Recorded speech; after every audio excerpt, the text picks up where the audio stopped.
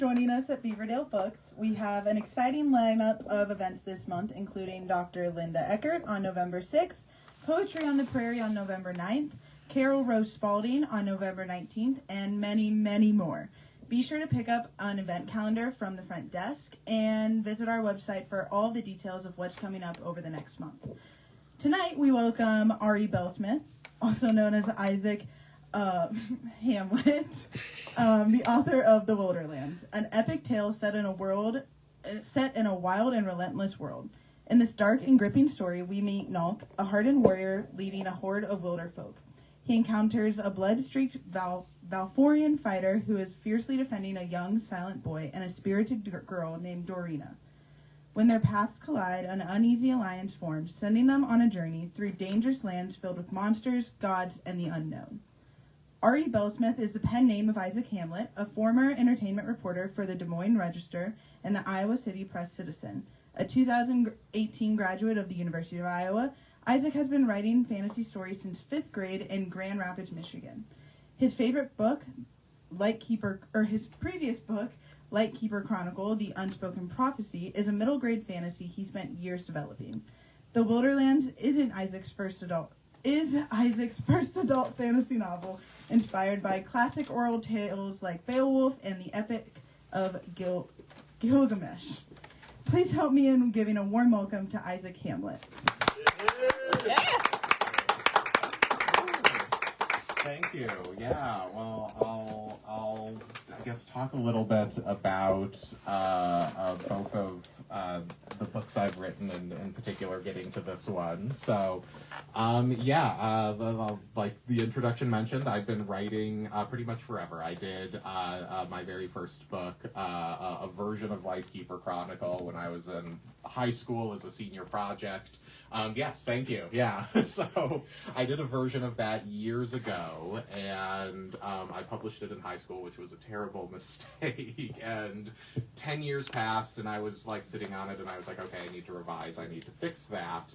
And that's what that version of the book is. But this new book that I've written is something that I sort of came up with at first in high school. I'd been reading, I read Moby Dick, I read the Aeneid, and a bunch of other, not necessarily odd books for high school, but books that were very like voicey and left an impression on me. In particular, the Aeneid. I was a Latin minor, so we had to read this book in Latin and translate it to English, which was, I had fun doing it. I don't know how many other people in my class did.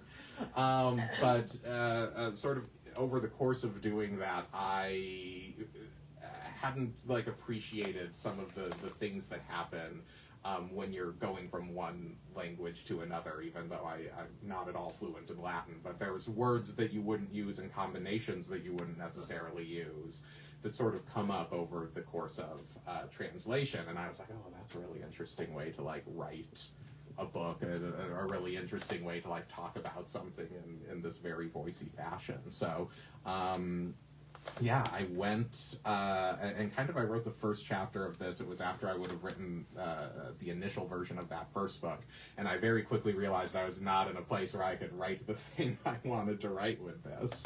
And so I sat on it for a while. I went to college and became an English major, minored in Latin, minored in journalism, and I had to read Beowulf as well, and part of Beowulf in college is this oral performance of the story, and that was really interesting too, hearing like, oh, this is how these the stories would have been read, this is how this would be performed, and I kind of took note of that. And then I think my grandma gave me a copy of Ray Bradbury's Something Wicked This Way Comes, which has these odd combinations, of words that it's sort of like, I don't know what he's saying all the time, but I know like in my heart what he is saying. And I was like, okay, well that's really a really interesting way of going about language here. And kind of around then I was like, okay, I think I'm in a place where I can sort of write this book. So the Wilderlands, as it was introduced, is a story about a world that is like overgrown.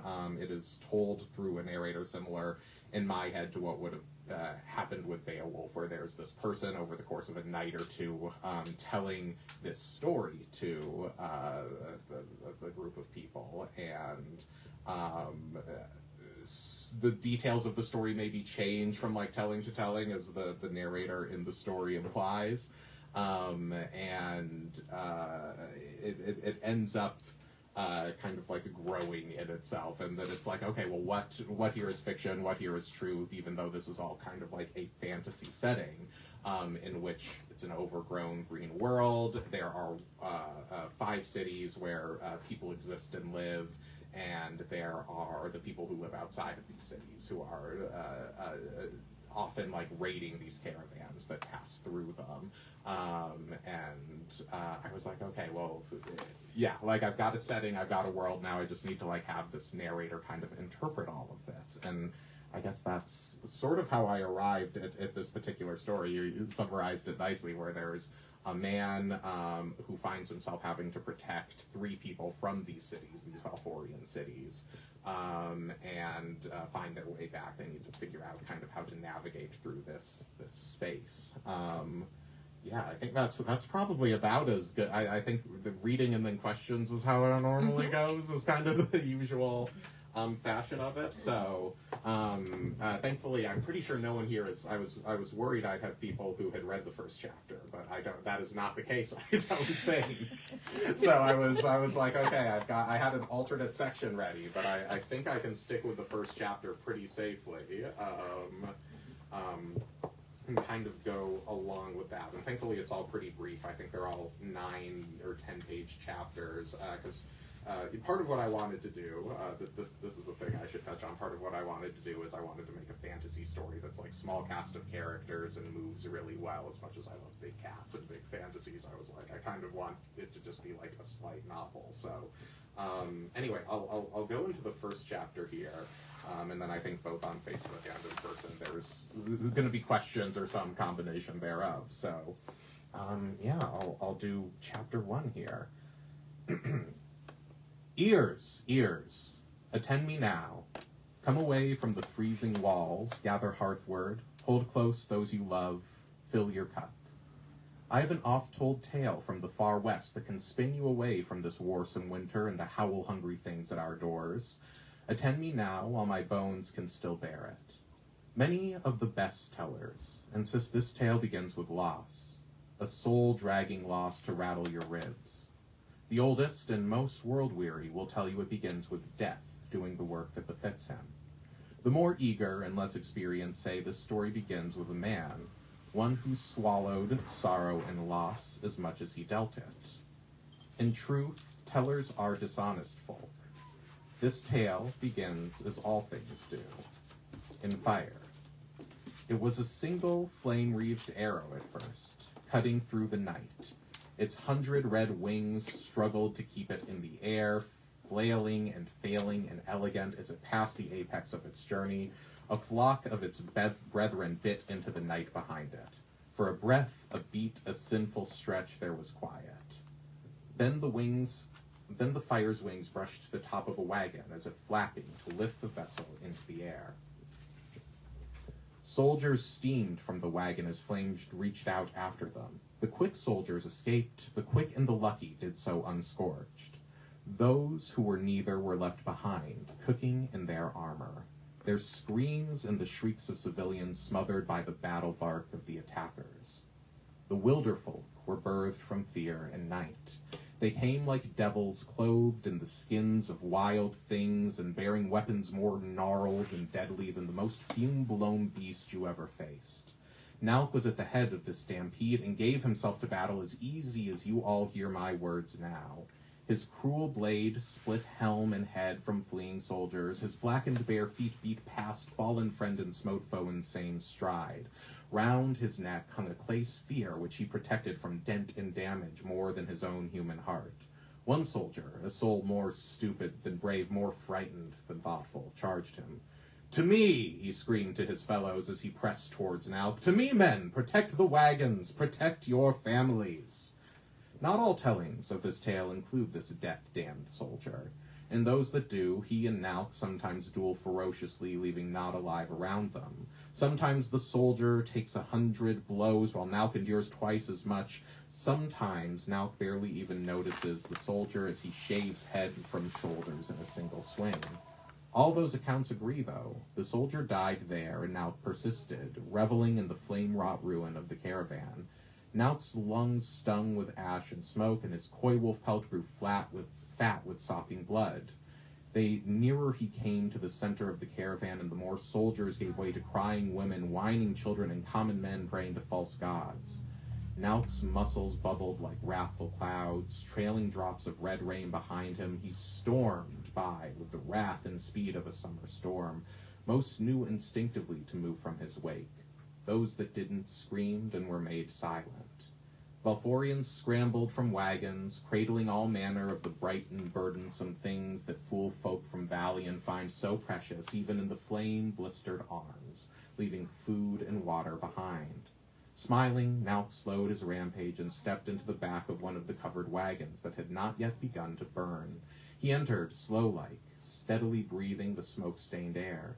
He stood still, gorging his eyes on the darkness of the wagon to make them strong against it. His eyes had not yet had their fill when a knife cut at him. He moved away without thinking and found his attacker, a woman.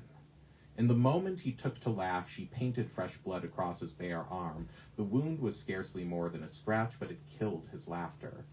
Knalc warned awkward-like in Valforian tongue, "Stop." Howling and crazed, the woman pounced again.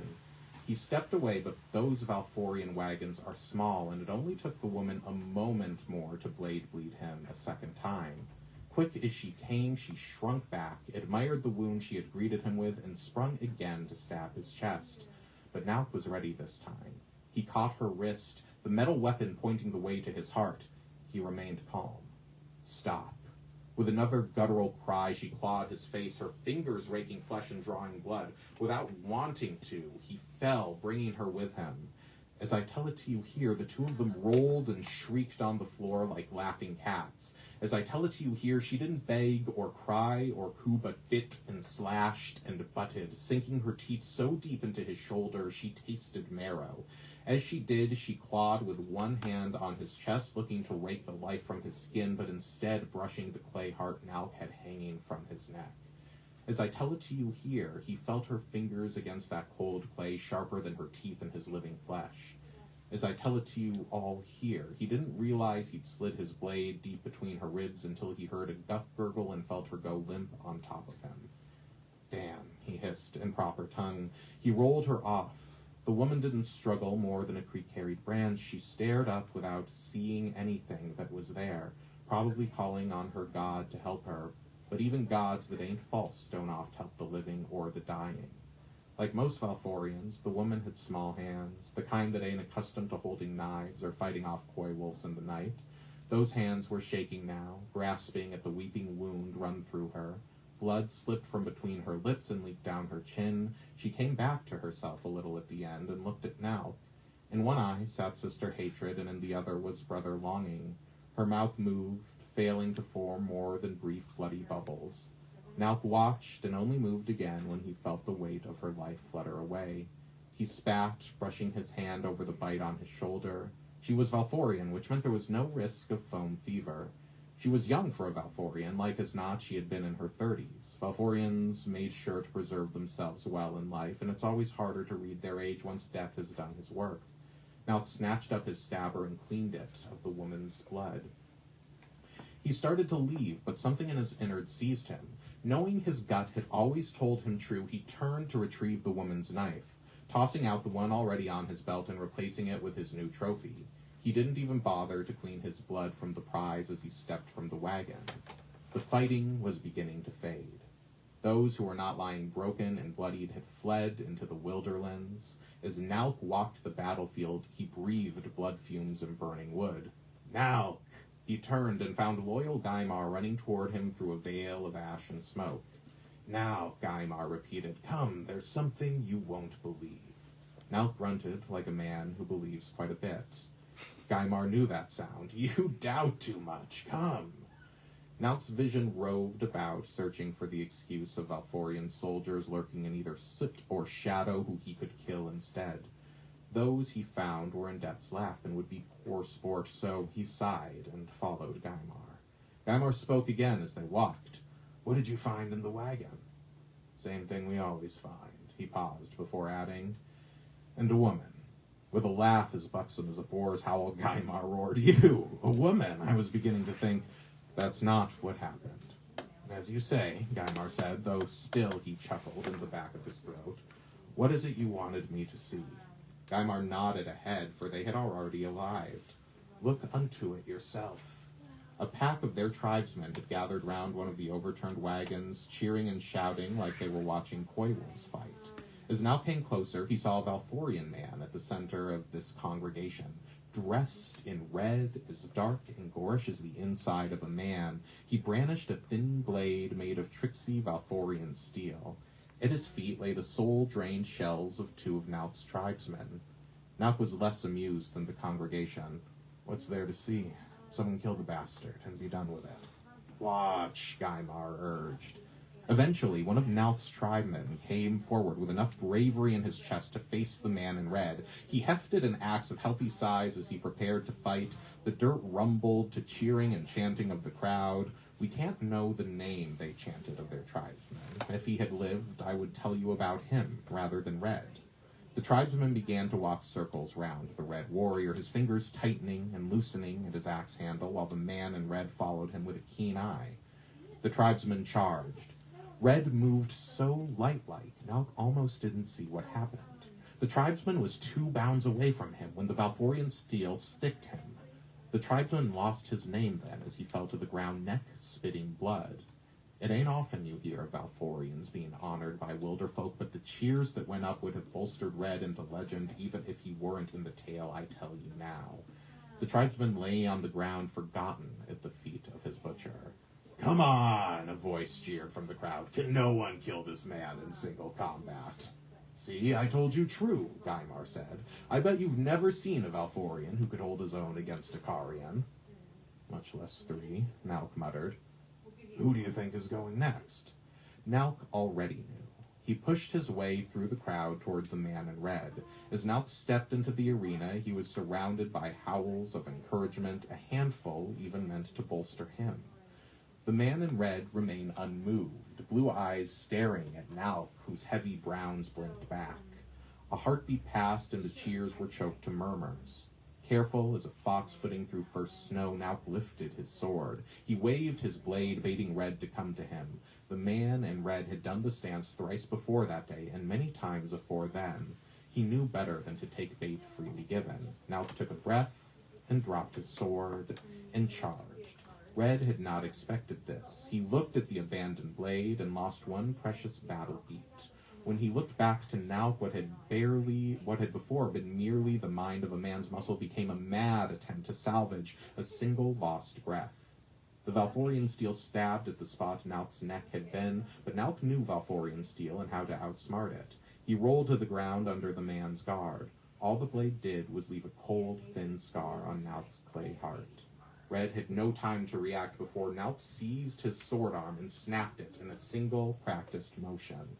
The man in red fell to the ground at the unnatural bend of his limb and the battle. Cheers sprang up from the crowd as Knalc found his feet again, a small smile hidden by his untamed beard. He reached for the knife at his belt, unsheathed the smaller Valforian weapon that had come within inches of his own life. He bent over, held Red, and thrust the blade heartward. "Hold." Only his honor urge allowed Knalc to divert the knife into the blood-dyed ground next to the man. The order to hold came from Gamak Tolls, the Gore of the Car tribe. He, I tell you, was a Gore among Gore. Knalc bowed. Gamak raised his hairy hand in acknowledgement. "You are going to kill this man." That was the purpose of the knife. The gaze of Gamak stabbed at Knalc with all the intent of the spoken-of weapon. Some legends say when Gamak was young and lily-cheeked, he'd managed to kill the Silvertip, whose skin he wore with no more than the strength of his arms and the violent gaze of his own eyes. Bah, heed those tales not. Embellished legends that stretch beyond belief, I say. Do not interrupt me again. You are going to kill this man, but I have decided to delay his death. He has killed more of our tribe than any other single Valforian. and it would be an insult to kill him in the same manner his brethren died. Gorgamic, Knalc said, the soldiers we fought died warriors' deaths, yet this man is made of more than any of them. It is only fitting that we acknowledge this when administering his death. A high scream came from under the wagon, the kind of scream you hear when a babe is shrieking for her mother. A girl of no more than 16 summers burst from under the wagon. Behind her, she dragged a small, crying boy whose feet didn't even have the sense to move while his sister dragged him. Tears seeped from her face as she knelt next to the man in red. The man, teeth clenched, looked up at her and whispered, I'm sorry. Knalc didn't move, waiting for the scene to end, waiting for the girl to throw herself onto the man in red and beg for her life or his life or both. The girl did no such thing. Abandoning the boy, she reached out with slender fingers and pulled the knife from the ground. Fire reflected in the polished blade as she silently examined it. She looked up at Knalc. He was surprised when he couldn't spot distress or fear in her eyes. As it was, the look in her pupils struck a dreadful note in his own heart. In her eyes burned a bubbling, molten hatred. This is my mother's knife. And that's the end of chapter 1. Wow. Thank you. Yeah, I think that is probably open to questions then, either in person or over the Facebook Live thing, depending on, where they're coming in from, I guess, yeah. That was incredible, Isaac. Thank you. You've got to make an audiobook. There's one in the works. There yeah, is. And you'll read it yourself? No, it's not going to be me, unfortunately. Oh, I think you could.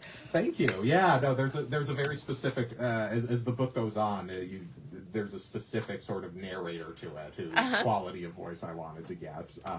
Otherwise, I would have considered reading this myself, but thankfully I found someone who had the voice I was looking for it. So, yeah, I guess, audiobook to come, forthcoming, yeah. Okay. Questions? Yeah. What inspired you to write this book? Yeah, thank you. So probably the biggest thing, I mentioned a little bit at the beginning, the Aeneid, which I had to translate from Latin to English. A big thing about the Aeneid is, so it's a Roman piece of propaganda written by Virgil, who was commissioned to write it, and he didn't get to finish it. And on his deathbed, he was like, destroy it. I don't want it to see the light of day. It's an unfinished piece of work. And I'm pretty sure there's several copies here at Beaverdale Books as well as at any bookstore you walk into. But it has a very striking bit of imagery at the end that I was sort of curious if I'm building. What if that ending had been intentional, or what if that imagery had been intentional? So a lot of what I do is okay, I've got this very specific ending that the Aeneid has. What if I structure a story that kind of builds to that bit of imagery? And I managed to not quite do it exactly right. I don't want to give away exactly what's at the end. There ends up being a bit more to it than just that bit, but that's sort of what initially, this idea of oh wait, but what if that had been the end? What if that is the intended, it just stops there? And the story doesn't really mirror the Aeneid in any way, but there's this specific bit of imagery, and then I sort of came up with everything else that came before it. But that's probably the biggest thing that I was ooh, what if that had been intentional? Isaac, talk about your process. Oh. You mentioned, right, or you alluded to the fact that you started sort of with the end in mind, and then built your structure around it. Yeah. How? Yeah, this one was interesting. So I knew the ending I was going towards, and especially since I'm looking at the Aeneid, I'm looking at, to a lesser degree, the Iliad and the Odyssey, which I haven't really read in full, but Gilgamesh and Beowulf I had read. I was okay, well, there's a format to this that I know myth typically has, where there's 2 or 3 kind of big beats. In Beowulf, you fight Grendel, you fight Grendel's mother, and then you fight the dragon. And I think this probably has like technically 5 threats all along the way, depending on how you count them. But I was like, okay, I'm gonna make like these kind of like big beats, and like what's some imagery in this world, and like what's some stuff that I'll find striking and interesting. In this, you hear some allusions to things that come up, like a silver tip. For example, is one of the monsters they encounter really early on, and there's a few other things like that. There's a wizard later on, but not like a wizard in the pointy hat and everything. This is like a very otherworldly, inhuman wizard who doesn't even have like pronouns attached to their being. It's just sort of this unhuman thing that exists in this wild place, with kind of unclear goals, but clearly working towards something. So I kind of was like, okay, if these characters need to hit this, and I know where they need to end up, I'm curious what they can learn at kind of like every step, or what kind of the core cast can sort of take away from every encounter they have along the way, which is not necessarily how I usually write. I think I tend to like know, I guess I still tend to know like the big beats, but I wasn't necessarily in other books as focused on like what kind of propels them to the next thing. I'll kind of just fill the space, and this one I had very like cemented goalposts to write towards. And then in terms of the language, I had to read a lot out loud, and there's still bits in there I'm like, oh, I should have phrased that different. I used storm twice in the same sentence, was like one I caught, and I was like, I shouldn't have done that. But like tried to avoid that, like so that it would sound good read out loud was kind of my main goal with this. And going through drafts, that was kind of a lot, because I was like, boy, even 2 months ago I was reading through this, there was one section I read, I was like, there was a paragraph, I was like, I don't know what I was saying here. I like read it, I slept on it, I read it again, I went to work, I came back home, and I was like, yeah, still nothing. I've switched spaces. So I think I've ironed everything out at this point. But yeah, it was a short book, but probably the longest like editing and rewriting I've done. Yeah. Did you build the world first, or the characters that went in the world first? Oh. In your mind? That's a good question. Which did I build first? I probably did the world overall first, because I liked this idea of, like there's 5 cities, they're protected from like an incredibly overgrown wild place here. And like everything outside of them is dangerous. I like the idea of an indifferent world, but it's just like the Wilderlands, as the title said. They don't care if you live, they don't care if you die. It's just sort of like this the wild place that exists out here. And I had that in mind, and I was like, well, what's an interesting situation to be in? And as you sort of see in the first chapter, it's like, okay, and more happens, but it's like these 3 characters, this man in red, this boy, this girl, and then the man who killed the two's mother, end up in a situation where they are kind of divorced from everything else. And I'm like, well, that's an interesting situation, where it's like, well, unfortunately, these people who all he kind of doesn't care much about the 3 of them, they certainly don't like him. What is the situation where these human beings have to kind of rely on each other, because there's nothing else. At the very least, they can rely on each other to be mad at each other and want to kill each other, which is more than like the world around them is giving them. So that struck me as like an interesting conflict to sort of like insert into that space, I would say. Yeah, thank you. How'd you come up with the names? The names are interesting. So they are. Yeah, this is some of them are taken from like real things, because I did want the book to be, there's magical elements to it, but like silver tips, for example, is I discovered through a lot of Googling another word for like another term for grizzly bears, for example. So I don't say it's a grizzly bear, but well, silver tip has a very like mystical kind of sense to it.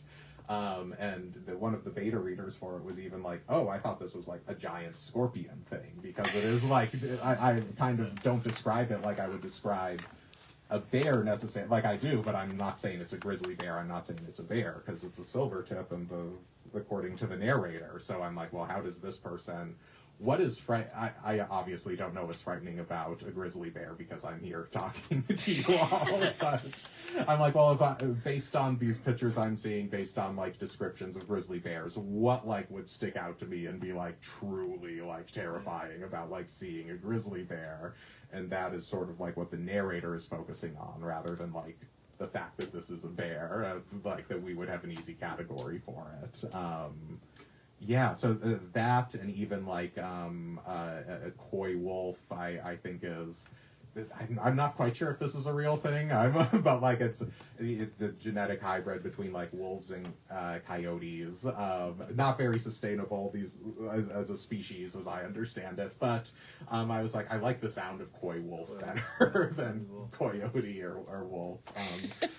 Yeah, as for the just like the proper names, sort of just like what sounded good, honestly. Like a lot of the characters, I guess Dhorena has a name, Red doesn't really have a name, and Dhorena's brother doesn't have a name. So there's really only 4 characters, and I only really named 2 of them. So I made it easy on myself there.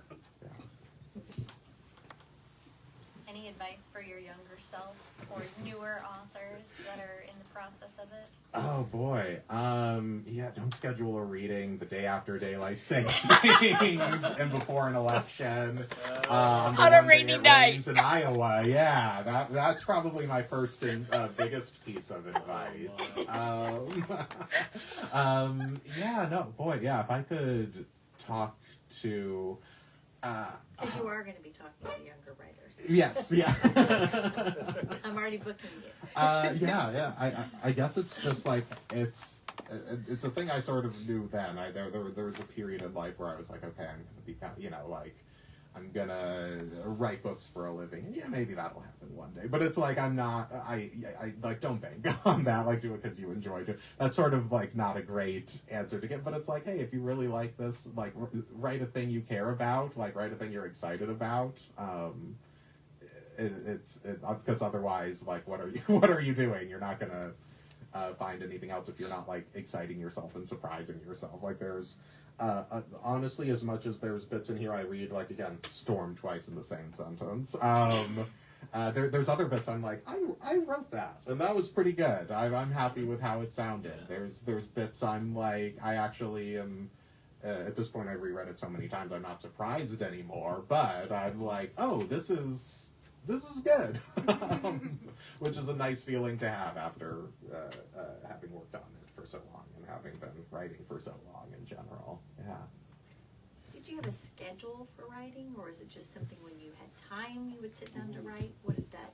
So this one, that's a fortuitous question. I wrote this one in over the course of like one November because a lot of at least the initial like full draft of this, so it would have been like 4 to 6 years ago. Like today, I started drafting it.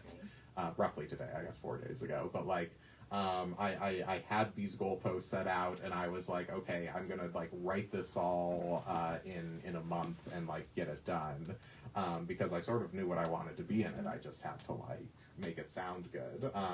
So I sat down. I wrote like 2,000 words a day over the course of 30 days. It hit about 60,000 words. And that was the first draft of it. And then I had to rewrite it several times and like add stuff in, take stuff out, make sure it all made sense. And that's how as an adult, that's how I've been writing a lot. I've been trying to make a little bit more of a schedule to it where I'll alternate between exercise and writing like every other morning.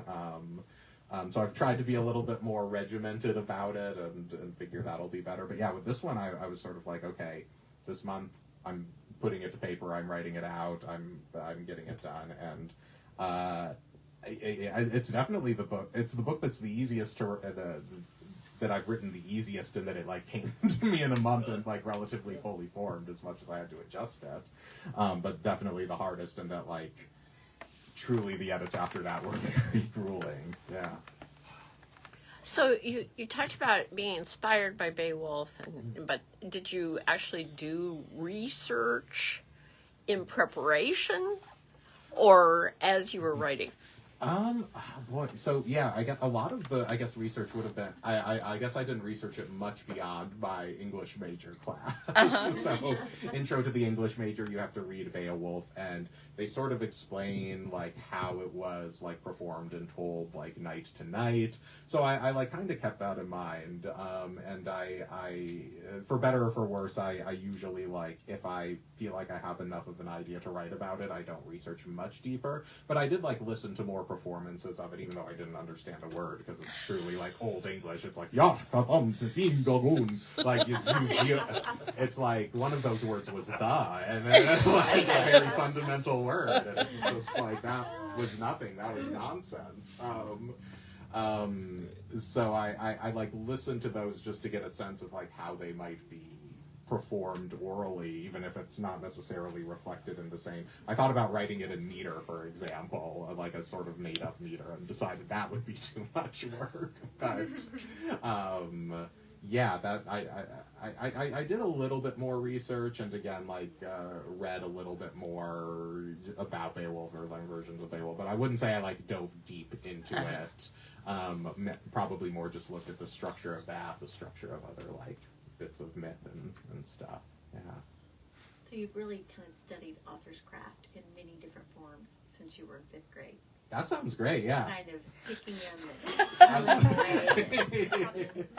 I love that way, yeah. I'm going to record you saying that, yes, and then hand that to my students. Yes, exactly. I've studied author's crafts in many different ways since 5th grade. Yeah, no, that's the thing is, too, if you write, again, I've been working on that first book since 5th grade. I'm not perfect at it, but if you do it enough, you have a sense of, like, what's not working and when it's not working pretty quickly, which is a nice thing to be able to realize, like, oh, I can't keep on following this thread because that's going to be too self-indulgent or open too many doors, or you sort of see where things are going to go wrong with it and can kind of adjust. Yeah. Besides your editor, do you talk it out with other people? Do you workshop it with anybody? Or is it just kind of you pen to paper and then you work through it and then you send it off? Yeah, usually me pen to paper, honestly. I'll talk through some stuff. There's this is a late edition in this, but I mentioned like the wizard, for example, and a thing I did that was a superbly bad idea, but I was really excited about it, and still kind of am, is that the wizard spoke like phonetically, so the words the wizard said were not necessarily like spelled out. Like if the wizard was saying like you, it would be like EEW or something like that. I think everyone except one person who read it were like, you need to change this. And I did, reluctantly. Yeah, the thing I changed it to, I was talking it out with my brother, because I'd given like early versions to him, so he's probably the person I've like talked out a lot of this stuff with the most, just over the course of both books. Yeah, pray for him. I was in like 5th grade and he was 5 years younger than me, and I was like, read this, tell me what you think. And with my book, so he's doing all right. He's doing all right. But yeah, he was like, oh well, okay, this is a wizard. Maybe I was like, oh well, yeah. How do I make this guy like feel? How do I make this character feel still like otherworldly? Especially in a book where I want like language to be such a thing. And he's like, well, maybe you can't do that, but you could do like wizards have like familiars or something, right? And I'm like, okay, yeah, it's not as striking as I'd like it to be, but instead like the wizard like has a crow and the crow talks instead of the wizard, and like it is the wizard's mouth or something. So it's yeah. I take feedback. is what I'm saying. So is this a standalone book, or are? This one's standalone. Okay. Yeah. So no plans to carry on with the characters? Unless it sells 1 million copies, which I don't think it will tonight. Okay. No, yeah. So part of it with this in particular is there's certain threads that like could continue on, and I kind of like that in a story where I like to imagine where things could go and where things have been. I hope that even in the beginning of it, it's sort of like apparent that like, okay, this is like exists in a place and a time with things around it. And the way that this ends does kind of leave it open for like it kind of circles back in on itself, not in like a literal way. It doesn't like end where it begins, but you sort of like connect. By the time you sort of like get to the end, you're like, oh, this is how this story started being told. This is how like you get a vague, fuzzy idea of how things like sort of came together. So in my mind, anyway, it sort of like completes itself for the parts that aren't in it. But no, I liked the idea of a standalone book, again, especially since the first one I wrote was like this intended, we'll see if I ever write the other ones. I'm working on them, but it's also all of this is very much a passion project, so it's sort of like I get to them when I get to them. But like the other one's like, oh, here's a very generic fantasy story about like chosen ones, the end of the world, yada yada yada. It's just, I'm like in 5th grade I was like, it's an 8-book series, and I had like all the plots for all of them. And now as an adult I'm like, okay, maybe 5. It already sounds like too much for the first book. So with the Wilderlands I was like, okay, it's one book. It is like sort of the best single book I can hopefully make, and so presenting that in a way that is appealing.